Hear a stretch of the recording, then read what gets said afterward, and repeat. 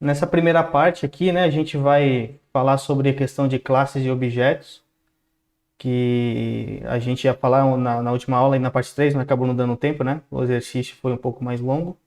Então, nessa primeira parte, a gente vai falar sobre classes e objetos, sobre atributos e métodos de classe, e também os construtores, né? Então, vamos nessa. Legal. O que é uma classe, né? Como o Rafa já explicou ali na introdução à programação, né? Uma classe, ela é o elemento principal ali da orientação a objeto, né? Onde está toda a regra de negócio do programa, né? Vale lembrar também que essa classe ele é como se fosse um molde, né? Daquilo que queremos usar no programa e que esse molde não precisa conter exatamente tudo que tem no mundo real, mas tudo que é necessário para o programa, tudo que é necessário para o programa funcionar. Deu ruim o áudio aí? Estão me ouvindo? Tá normal. Tá baixo o áudio falando. Ah, tá. Tá normal? Beleza, fechou. Beleza, então vamos seguindo aqui. Tranquilo. Vamos lá. Então a classe, né, como falei, ela é um esqueleto, um modelo para a gente representar o que a gente tem no mundo real, né? Porque geralmente a gente cria os programas ali para resolver algum problema, né, que as pessoas têm, e tudo isso está relacionado ali a algum contexto empresarial, sei lá, alguma necessidade específica da pessoa, do dia a dia, enfim.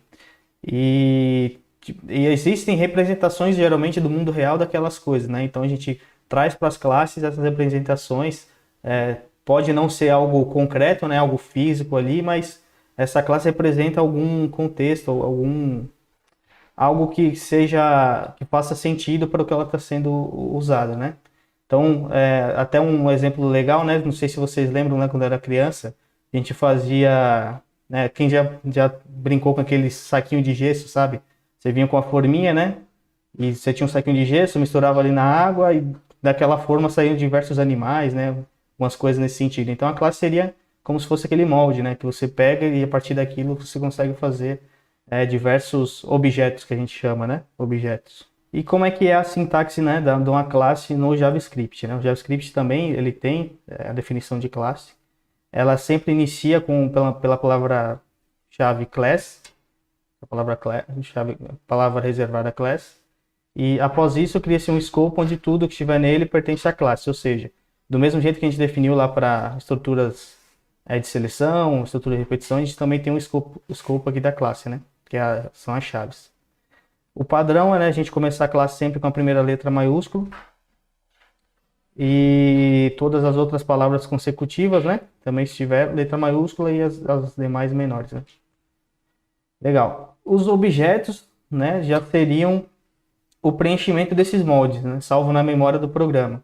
Ou seja, criamos uma variável, né, do tipo daquela classe, né, no caso, né, a gente instancia, o que a gente chama de objeto, não instância, né, que é a mesma coisa, seria a concretização daquela classe. Ou seja, a classe a gente tem o molde, no objeto a gente já torna algo mais concreto.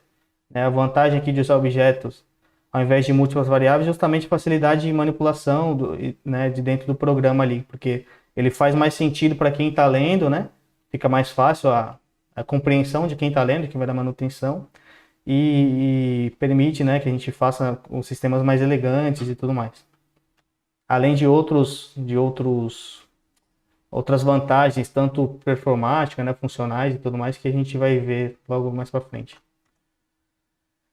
Então, para a gente fazer um objeto, a gente define, como a gente falou, né? A gente atribui, né, essa instância desse objeto a uma variável. Então, a gente define uma variável normalmente com aquele escopo que a gente já conhece, né? No caso aqui, const, né? O nome da variável, atribuição, aí a palavra reservada new quer dizer que a gente está fazendo uma nova instância, um novo objeto dessa classe, né? Vai ficar um pouco mais claro quando a gente for trabalhar aqui com classe de objeto, quando a gente vai na prática.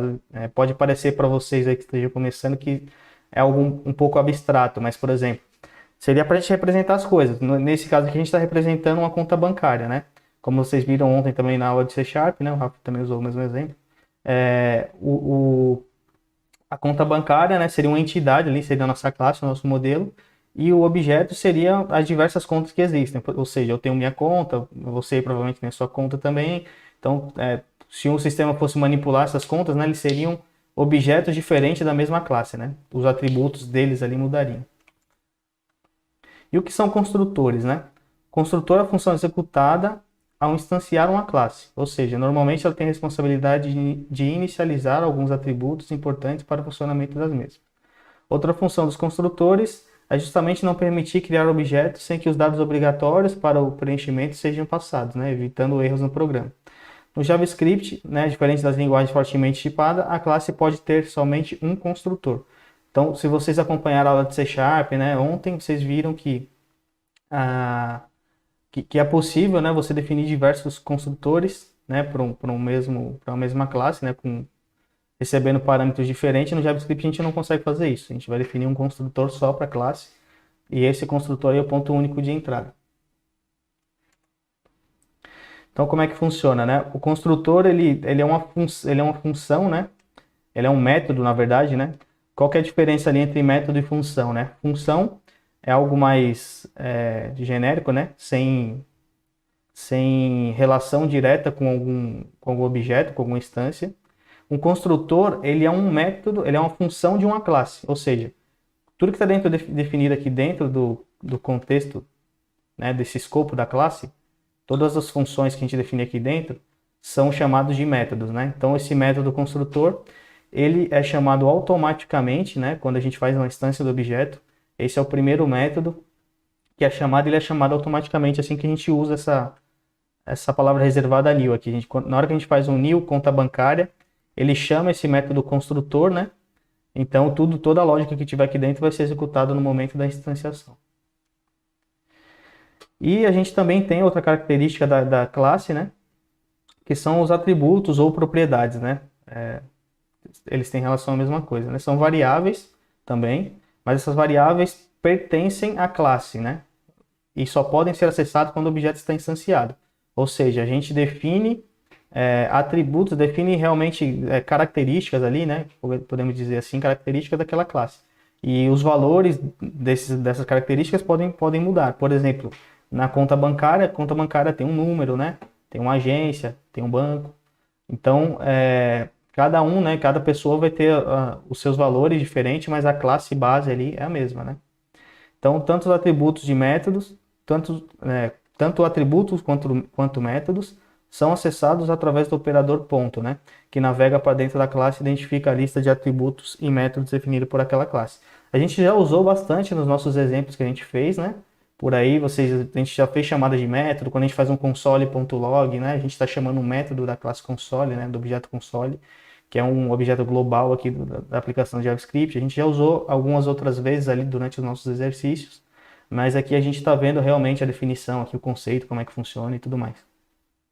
Então, no JavaScript, a gente, né, geralmente define as propriedades, né, e os atributos diretamente no construtor, ou seja, você também tem a possibilidade de definir a propriedade fora do construtor, né, como você faz lá no C Sharp e em outras linguagens.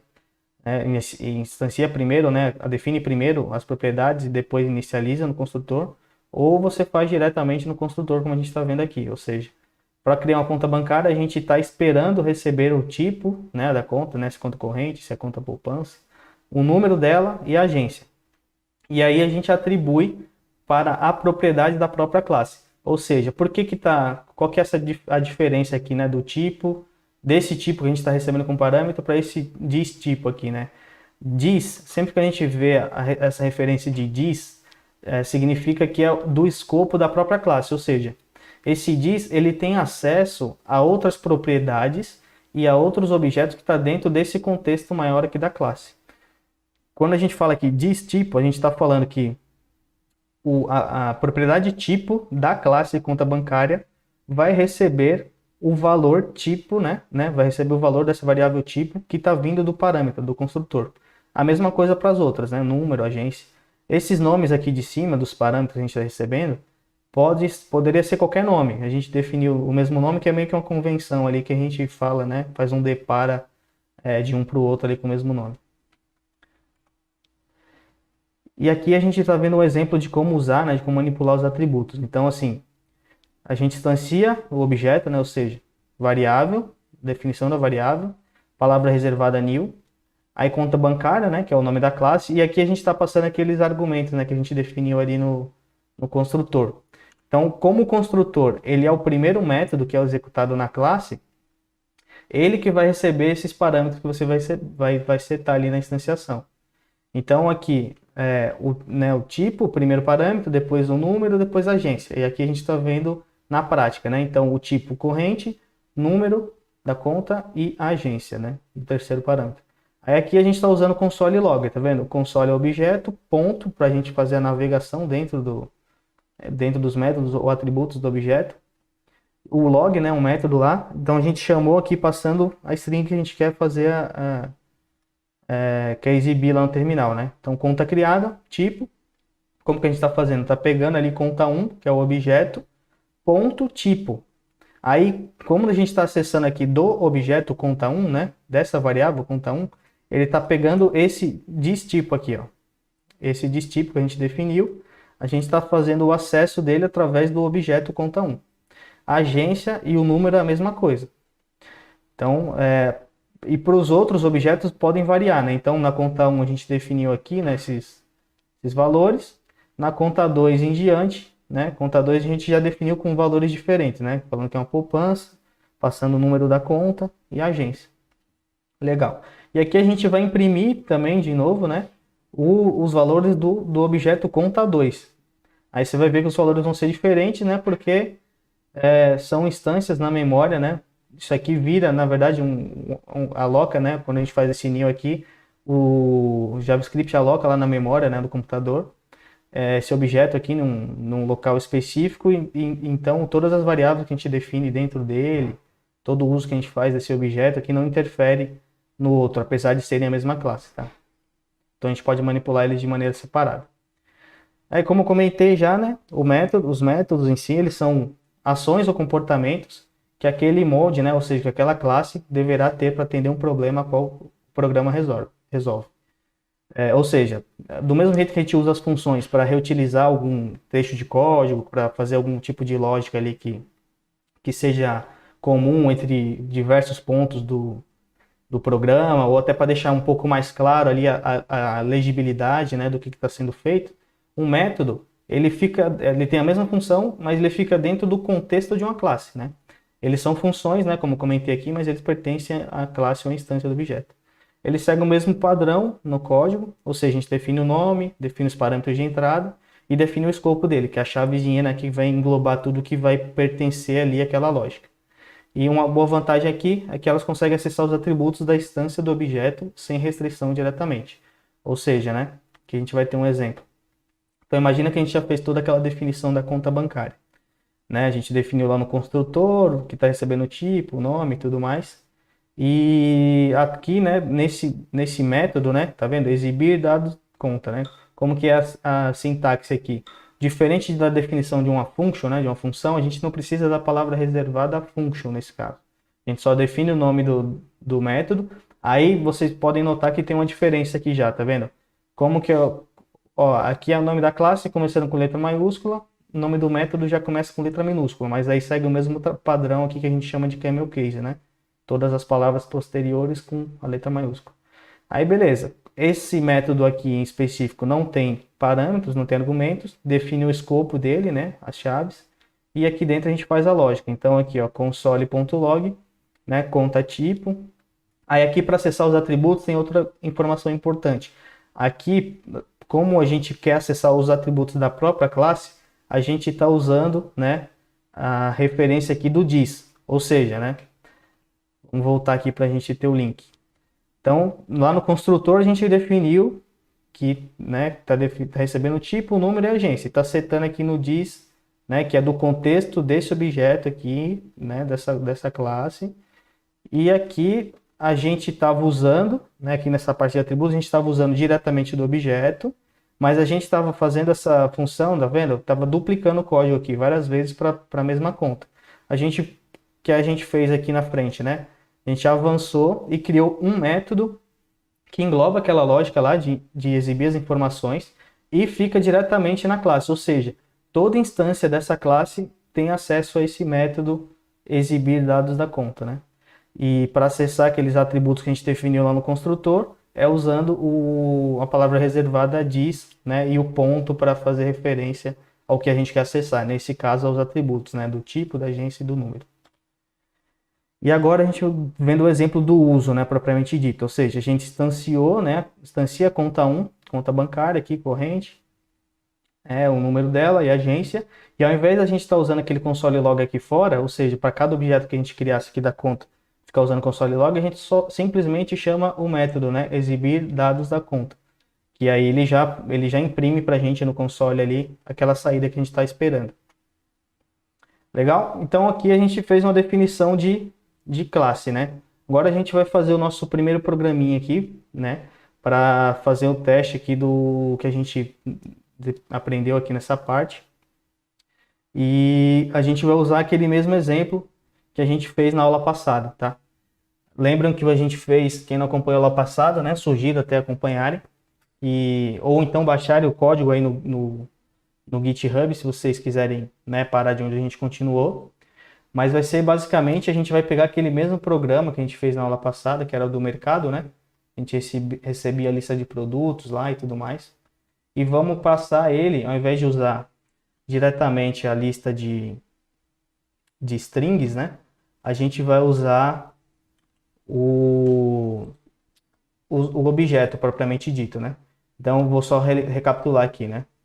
A gente fez aqui no mercado, a gente tem esse programa aqui, né, que tem o readline lá, que vai fazer a leitura dos dados do console, né? A gente tem aquela lista de produtos, mas a gente está usando sempre, né, como string. E agora a gente vai converter esse programa aqui, deixa eu dar um zoom aqui para vocês verem melhor. Opa, foi demais aqui. Tá, estão conseguindo enxergar bem aí? Tá legal assim? Dê um ok aí.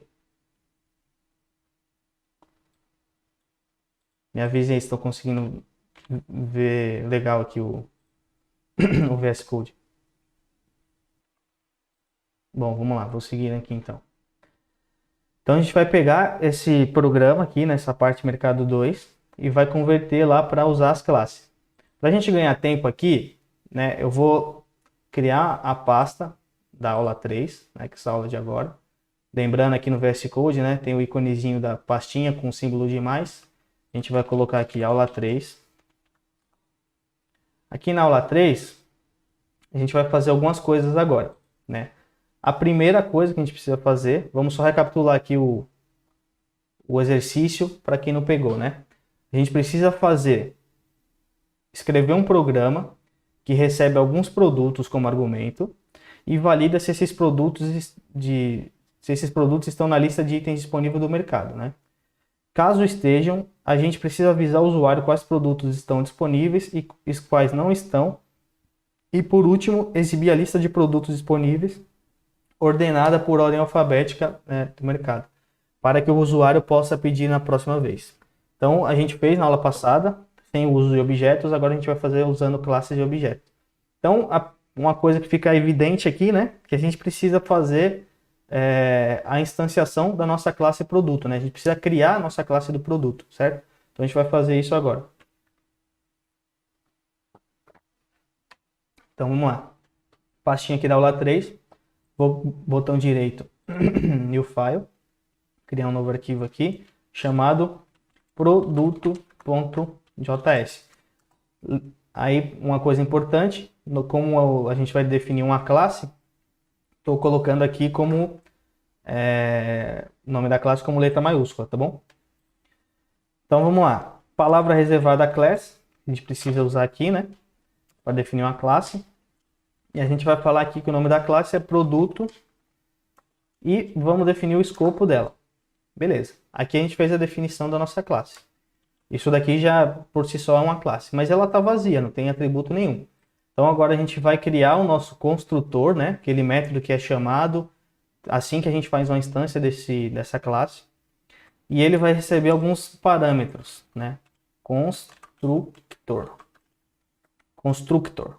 chama aqui, né? Define os argumentos, abre e fecha chaves. Aí no primeiro parâmetro aqui a gente vai receber o nome do produto e o segundo parâmetro vai ser o preço. Vamos usar o preço aqui. Beleza? A gente né, nesse momento aqui, a gente só definiu os argumentos que o construtor vai receber, ou seja, toda vez que instanciar um produto, ele precisa passar o nome e o preço.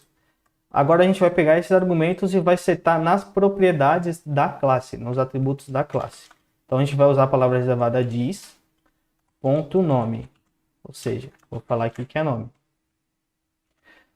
E a gente vai fazer também o dis.preço, igual a preço. Aí, para ficar claro para vocês, esse nome do parâmetro, né, e o preço do parâmetro não tem relação. Aqui poderia ser qualquer nome, tá? Nome de variável, né? Nome parâmetro, vou chamar aqui nome parâmetro, que é o que a gente vai receber. Só colar aqui. E o preço parâmetro. Só para vocês saberem que uma coisa é o parâmetro e outra coisa é o atributo da classe, né? Isso daqui é o atributo, isso daqui é parâmetro que a gente está recebendo no método. Beleza? Então aqui a gente fez a definição da nossa classe produto. Por enquanto vai ser isso. Legal. Aí agora a gente vai fazer aqui, a gente precisa expor essa classe, né? A gente precisa expor. Para quem está acompanhando as aulas de C#, vocês têm lá o namespace, né? O namespace ele define ali o escopo da classe. Então, para fazer a importação lá da classe que você está usando, você vai baseado no namespace. Aqui no JavaScript, a gente tem que fazer a exportação da classe usando essa palavra reservada aqui, ó, module.exports. A gente vai exportar desse arquivo aqui, produto.js, a classe produto. Ou seja, no arquivo produto.js, eu estou falando para ele exportar a classe produto.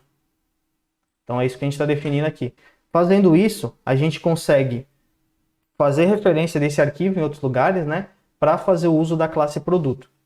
Então agora a gente vai criar o nosso arquivo aqui, ó, mercado.js. Beleza? Dei um enter.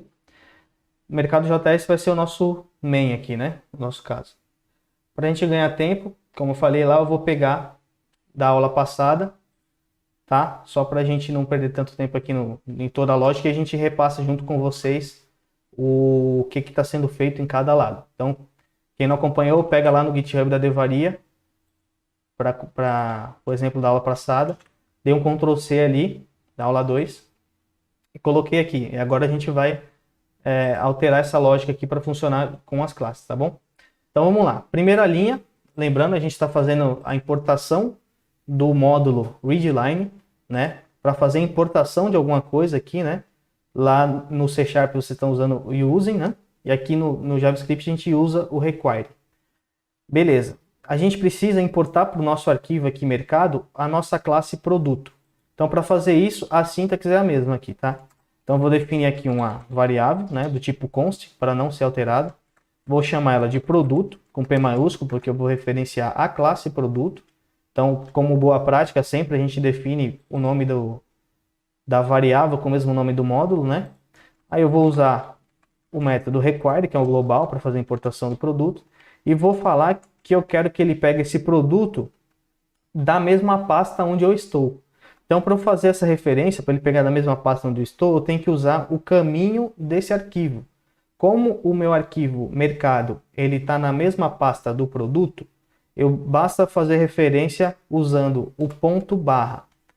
Quando eu faço ponto barra, o próprio VS Code já fala para mim que tem um arquivo, né, produto.js aqui no mesmo nível do arquivo mercado. Então eu escrevo aqui produto, só preciso falar produto. O .js eu não preciso, a gente pode omitir porque o próprio interpretador aqui já reconhece. Então o que a gente está fazendo? A gente está mandando ele importar esse arquivo produto e o resultado dessa importação ele vai jogar nessa variável produto. Qual que vai ser o resultado dessa importação? Vai ser a classe produto que a gente definiu aqui dentro e a gente exportou aqui no final. Então, ou seja, aqui a gente define a classe produto, a gente exporta ela, aí lá no nosso arquivo de mercado a gente, né, faz a importação daquele arquivo pegando a classe, né? Como está no módulo exports, ele importa aqui para o padrão. Legal. Aqui na linha do readline, a gente está criando o nosso leitor, né, que é responsável ali por fazer a captura das informações que o usuário vai colocar no terminal. Então, criamos a interface, a entrada stdin, né, que é a entrada padrão do sistema operacional, no caso, o teclado, e o output, que é o stdout, que é a nossa saída, que no caso é o console. Legal. Aqui, mais para baixo, a gente definiu na aula passada, né, tudo como string. Mas agora a gente vai converter tudo para definir a nossa lista aqui como objeto, né? Para fazer o uso do objeto, a gente vai usar a palavra reservada, new, tá? New produto. Aí vamos abrir parênteses. Olha só, quando eu abro parênteses, ele já reconhece ali o que o construtor está esperando, tá vendo? Para eu fazer a instanciação do produto, eu estou esperando lá o nome do parâmetro e o preço do parâmetro, que foi o que a gente definiu aqui no construtor. Então a gente vai passar isso para ele agora. A gente passou no primeiro parâmetro o nome do produto, que é o feijão, vírgula, eu vou colocar aqui o preço do feijão, sei lá, 5. E vou fechar parênteses. Então aqui eu defini, fiz uma instância, né, fiz um objeto da classe produto, passando, né, o nome dele, que é o feijão, e o preço. Vou colocar uma vírgula aqui depois, né, que é para separar os itens aqui do array. E vou fazer o mesmo para os outros, para as outras partes aqui. Meu produto, arroz, tá? O arroz, aqui 10.50. Aqui usando ponto, tá? Não vírgula, porque a delimitação aqui de casas decimais é usando ponto e não vírgula, né? O separador de milhar, ele é omisso, né? Que ele é oculto, mas a gente usa o ponto para separar as casas decimais. Beleza. Aí aqui em um produto de novo, que é a melancia. Depois aqui da melancia eu fecho parênteses, vou definir o preço da melancia. 2. Pode ser qualquer valor aqui, tá? Aí new produto. Suco. Fecho parênteses. O suco vai ser quanto? O suco vai ser 10. Suco caro, né? R$10. E o new produto. Alface. E o alface vai ser 2. Pronto. Vou só colocar 3 para separar ali a melancia. Legal. Aí, mais para baixo, seguindo na lógica lá do sistema, a gente tem a função aqui, validar lista, né? Que ele verifica se a lista está vazia, né? Ele recebe a lista do mercado, o usuário digitou no terminal. A gente verifica se a lista não está vazia. Beleza. A lista não estando vazia, né? Se a lista estiver vazia, na verdade, ele lança uma exceção, né? Ele lança um erro lá. Isso aqui ele para, ele quando cai nesse if, ele não continua a execução daqui para baixo. Aí a gente pega a lista de itens desejados, né? Separado por vírgula, ou seja, o usuário tem que digitar a lista separado por vírgula, né? No terminal. Aí a gente pega essa lista separada por vírgula que ele digitou e converte, né? Pega cada item ali da lista que ele colocou e converte para um array, né? E cada item em um índice do array. Aí beleza, a gente pega, verifica se tem mais algum item válido. Então a gente faz um filtro na lista de itens desejados, né? Usando o método trim aqui da classe string, que é para tirar os espaços anteriores e posteriores à palavra. E a gente está usando o operador unário aqui para falar que caso não tenha nenhum valor nesse item, né? Se ele for vazio, se ele for null, undefined, enfim, eu quero que ele seja encontrado, né? Ou seja, quando tiver vazio, ele vai retornar true aqui nesse filtro. E por final, a gente está usando a propriedade .length da lista para pegar o tamanho, né? A quantidade de itens inválidos. Aí a gente verifica aqui embaixo. Se a quantidade de itens inválidos for maior do que 0, a gente lança o erro falando que existem itens inválidos na lista. Caso dê tudo certo, não entrou nem nesse if nem nesse if, aí vai seguindo o caminho feliz e vai retornar a lista de itens desejados. Legal. Aí depois a gente definiu aqui um outro método, né? Uma outra função, né? Que é para obter a disponibilidade. Aqui, no caso da validação da lista, nesse momento a gente não precisa mexer em nada, porque, né, a gente continua recebendo os produtos separados por vírgula e retornando essa lista. Aqui na disponibilidade, a gente já vai ter que fazer uma alteração, né? Obter disponibilidade, lembrando ali, ele é chamado depois que já tem a lista, né, validada. Então a gente recebe a lista válida, né? Essa lista que retornou aqui do método da função de validação. Aí a gente define dois duas listas, né? Dois arrays. Produtos disponíveis e produtos indisponíveis, né? Instancia aqui como uma lista vazia. Aí a gente percorre cada item na lista válida, né? Faz uma formatação aqui no item, ou seja, a gente tira os espaços e deixa tudo em letra minúscula para fazer a comparação e verifica se o item, né, se os produtos do mercado incluem aquele item que a gente está pegando aqui formatado. Se incluir, a gente usa o método push aqui, né, para adicionar na lista. Ou seja, a gente adiciona na lista de produtos disponíveis o item. E se não tiver na lista do mercado, a gente coloca na lista de indisponíveis. E por final, retorna as duas listas, né, de produtos disponíveis e indisponíveis. Legal. E aqui, né, a gente tem a nossa lógica propriamente dita, né, a nossa lógica principal ali, que orquestra tudo, né. Ou seja, a gente tem o leitor, que é aquela interface que a gente definiu lá em cima. A gente faz uma question aqui, né, faz uma pergunta para o usuário, mandando ele digitar a lista de produtos separado por vírgula. Coloca um /n aqui no final, só para ele ter uma quebra de linha ali entre a pergunta e a resposta. A gente está definindo aqui uma função anônima, lembra? Você recebe aqui como parâmetro dessa função anônima a lista de produtos. E dentro do escopo dessa função anônima, a gente vai aplicar toda aquela nossa lógica lá. Então, lembrando da aula passada também, o uso do try-catch, que a gente usou, né? Então, a gente tenta processar tudo isso. Se der algum erro, ou seja, quando que ele vai dar erro? Quando entrar naqueles fluxos de exceção, né? Nesses fluxos de erro aqui da validação. E se der algum erro, ele entra aqui no catch, mostra a mensagem para o usuário falando que deu erro no processamento da lista. E no finally, né? O finally é sempre executado, independente de entrar no try ou no catch.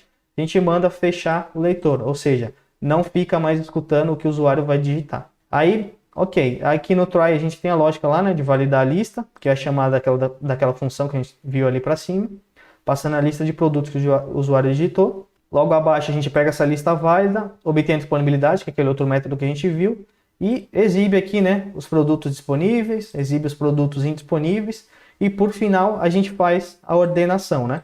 Agora a gente, né, já mexeu aqui na nossa lista do mercado, agora a gente precisa acertar aqui o método, a função obter disponibilidade, para conseguir filtrar a lista de objetos ao invés de uma string diretamente agora, né? Então vamos lá, como é que a gente faz isso? A primeira coisa que a gente precisa validar aqui é o seguinte, né? Vamos lá. A gente vai buscar se o item está na lista. Então, a gente precisa usar, ao invés de usar o includes agora, o includes, ele verifica um valor simples, né? Ou seja, ele vai fazer uma comparação ali simples, né? Simples não, usando aquele operador equalitário lá, né? O igual, igual, igual. Como a gente está recebendo aqui o item formatado, ele é uma string, a gente não vai conseguir fazer, né, uma validação falando, verificando se uma string, né, é igual a um desses objetos. A gente precisa verificar se essa string que a gente está recebendo do usuário aqui, né, se essa string, que no caso é o nome do produto, bate com algum nome desses produtos que a gente tem na lista. Ou seja, a gente vai precisar fazer o uso dessa propriedade nome aqui da classe de produtos, tá? Então vamos lá. Para isso, a gente já tem aqui o item formatado. A gente vai usar aqui embaixo uma nova variável. Vou chamar essa variável só de produto. Const produto. Ela vai ser igual ao quê? Eu vou percorrer aquela lista de produtos ali. E a gente vai fazer o uso de um método da classe array chamado find, né? O find, ele busca por somente uma correspondência, na primeira correspondência que der do item na lista. Ou seja, vou pegar aqui a lista de produtos do mercado e vou usar assim, ó, ponto find. O find, ele está esperando como parâmetro uma função anônima, tá? Então essa função anônima, ela recebe o item que está sendo pesquisado, que no caso ele vai passar, né, para cada um desses objetos aqui na lista. Ou seja, toda vez quando eu chamo find aqui, ele vai executar aqui essa verificação, né? Ele vai passar para cada um desses produtos, vai passar como argumento ali na função que eu vou passar como parâmetro, cada um desses produtos. Ou seja, estou recebendo aqui, vou chamar só de P, tá? Que é, no caso, cada um desses objetos. Posso chamar até de produto mercado, para ficar mais claro. Produto mercado. Beleza, estou recebendo o produto mercado como argumento. Aí eu vou usar nossa sintaxe ali do arrow function e vou retornar. O que eu tenho que verificar aqui? Se o nome desse produto do mercado é igual a esse item formatado, né? Então, o que eu vou fazer aqui? Ó, produto mercado, ponto. Olha só, o próprio VS Code já autocompleta para a gente, né? Falando que é uma propriedade. O nome, ou seja, nome do produto do mercado. Deixa eu dar um enter aqui para ficar mais claro a leitura. Encontra para mim, ou seja, encontre um produto cujo nome seja igual ao item formatado. É isso que eu quero. Então ele vai percorrer ali cada item, cada produto da lista do produto do mercado e vai verificar se o nome é igual ao nome que eu estou recebendo ali do argumento. Se ele encontrar qualquer um desses itens, né, primeira ocorrência, ele vai me devolver esse produto, ou seja, que vai ser uma instância desse objeto aqui, de qualquer um desses que a gente estiver pesquisando. Beleza. Encontrou, aí a nossa verificação aqui vai mudar. Ao invés de usar o includes, a gente vai tirar o includes e vai verificar se encontrou um produto. É simplesmente assim. Se tem algum valor nessa variável produto, ou seja, if produto, se produto, ou seja, se tem algum valor nessa variável produto, eu quero que inclua na lista de produtos disponíveis o meu produto. Se não tiver o produto na minha lista, eu vou adicionar aqui simplesmente o item formatado, para a gente saber na lista ali de indisponíveis quais que não tem, né? Então vou manter aqui o item formatado, que no caso é a string ali que o usuário digitou, né? O produto que não está na lista. Vou salvar. E agora a gente precisa mudar ali embaixo somente a ordenação, né? Porque no final aqui, a lista validada, a gente não precisou mudar nada. A disponibilidade foi uma mudança simples ali, só para fazer a busca do produto na lista. A disponibilidade e indisponibilidade a gente vai manter a mesma coisa, que ele vai exibir o produto disponível e indisponível. E a ordenação aqui, antes a gente estava usando, né? A gente está usando aqui o locale compare. Deixa eu dar um enter aqui só para ficar mais tranquilo de vocês verem. Beleza. Então, produto 1, que é o primeiro produto que a gente vai comparar, ponto nome, ou seja, produtos disponíveis, vai ser sempre um objeto da lista de produtos aqui do mercado. Então, vamos voltar lá. Ó. Produto do mercado, estou definindo os objetos. Depois, a gente faz a busca desse produto, né, se ele está na lista disponível. Se tiver, a gente adiciona ele na lista de disponíveis. Então, ou seja, aqui quando a gente for fazer a ordenação, a lista de produtos disponíveis vai ser sempre a lista de produtos, né, do mercado ali. Então, eu pego o produto 1.nome, locale compare, que é para fazer a comparação da string ali, né, para fazer a ordenação da string. Ponto nome, então, o que a gente está verificando? Se o produto 1.nome, né, quem que vem primeiro, quem que vem depois aqui para fazer a ordenação, né? A comparação é simplesmente essa. E daí, depois é simplesmente mostrar a mensagem e acabou. Então aqui a gente já consegue testar o nosso programa, não teve muita alteração, mas teve que pegar, a gente pega ali o conteúdo da aula passada para validar e vamos seguir aqui, ó. Então eu vou executar desculpa, estou com o meu terminal aberto, para quem não lembra, terminal, aqui em cima no menu terminal, new terminal, ele vai abrir aqui embaixo já na pasta raiz, aqui no caso a minha devaria JavaScript, eu vou mudar aqui para a pasta aula 3, que é onde está o nosso arquivo. Então vou fazer um cd, né, change directory, change aula 3. Eu escrevi A e dei um tab, ele já autocompleta, né? Aí eu dou mais dois outros tabs, que ele já reconhece ali o aula 3. E agora, para fazer a execução disso daqui, a gente usa o node espaço mercado.js. Vamos dar um enter e vamos ver o resultado aqui agora, tá? Então dei um enter, aí ele já fez para a gente aquela pergunta que está definida aqui. Digite, né, a lista de produtos separado por vírgula. Então vou colocar aqui alface, vou colocar numa ordem errada aqui, né? Melancia, vou colocar água, copo e feijão. Feijão e arroz também. A gente tem arroz na lista? Deixa eu ver aqui, não lembro. Tem arroz também. Beleza, dei um enter, olha só. Vamos ver o resultado. Opa, cadê? Deixa eu limpar aqui e executar de novo, que eu acho que eu cortei ali. executar de novo, vou colocar aqui melancia, água, salsicha, não sei nem como escreve salsicha, salsicha, e arroz, o que mais? Feijão.